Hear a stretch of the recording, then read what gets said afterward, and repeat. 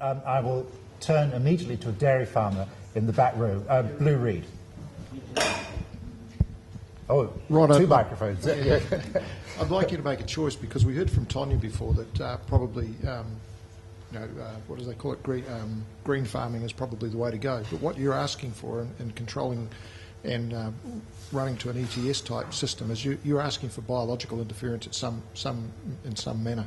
So how are you going to reconcile that between what is our niche at the moment, which is clean green? Because once we start interfering with biological processes to control greenhouse gases, where do we go then? It wouldn't be biological control and interference, because we're beginning to see what the science paths are there, and there's two things which look very promising. Is that first of all, we know that even within given breeds of cows, there's very different emissions profiles, and you can trace those genes and you can breed around that. So that'd be one thing. But we also know that if you change the diet, you get quite a big impact on emissions as well. So in other words, you're picking feed and you're picking cows that digest their feed better and produce more energy, i.e. more milk, and less emissions.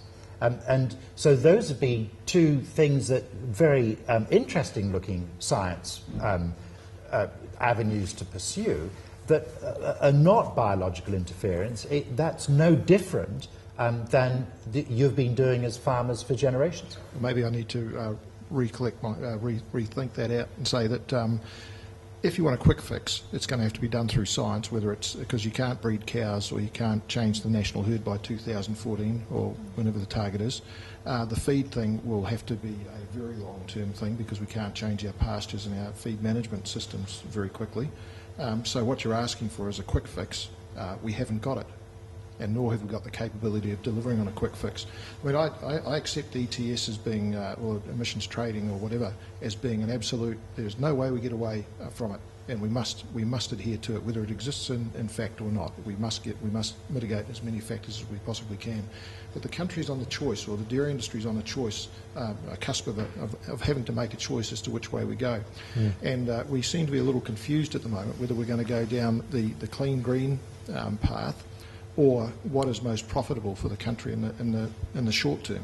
And it worries me that we're probably a little bit short term in our thinking at the moment, going for absolute productivity, and take Tim's words, not to argue with him too much, but it's got to be about profit. At the end of the day, you can have productive or profitable production, but if you get it wrong, and we could very well get it wrong, we're on a hiding to nothing. So we've got to have, great interaction and all that sort of thing going on, but we can't afford not to make a choice as to which way we're going to go.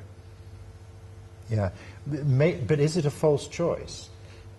Because I think a long-term choice would be. You're setting up the choice between achieving better environmental performance versus profit. Your better environmental choice is a longer-term choice than your quick fix, and that's where I go back to the biological answer. Ask a quick question. Why is organic farming considered to be a long-term choice? Because my understanding is that you can actually go fully organic between 2 to 3 years. We would have a bit of a problem, I think, because we don't have the management capability in our farmers to make that change so very, very quickly. Okay. Yeah, it's probably Fonterra could deal with at least double the amount of organic milk they currently get from a market placement point of view, Blue, couldn't they? And and they haven't got enough farmers that are able or willing to make that commitment just yet. And you couldn't find a home for 200 million tonne of organic product that people would pay a premium to make it worth your while. And it's a reality. But on that note, I will say, Tonya, we are investing in a lot of research and development around that. I mean, the farmers themselves are investing a little over $250,000 a year in organic research through Dairy NZ.